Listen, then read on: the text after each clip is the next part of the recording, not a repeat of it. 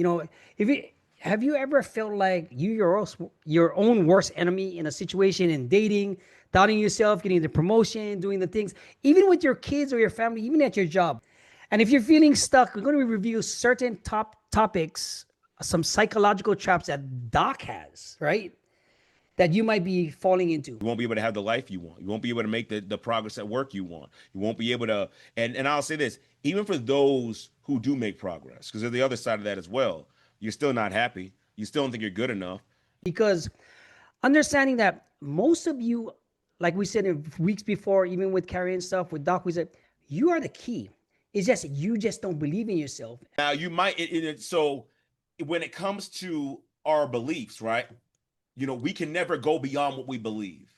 So what you actually think is sabotage, what you think is imposter syndrome, and things like that, what it really is that no, that's the limit of your belief. So if you have a great relationship and she's finally loving you and treating you right, and you don't believe you're worthy of that, you're going to sabotage that. You're going to start making up excuses as to why because she brushes her teeth with her left hand and not her right hand, or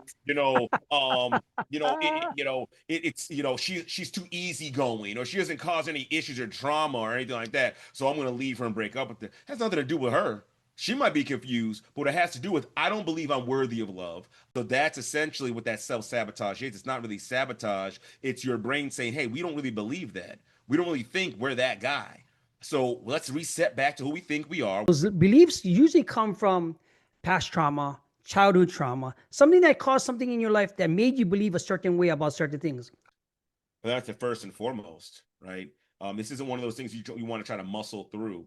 Mm. You might be able to muscle through it one day, 2 days. You can fake the funk a little bit, but remember, your beliefs are literally the programming of your mind.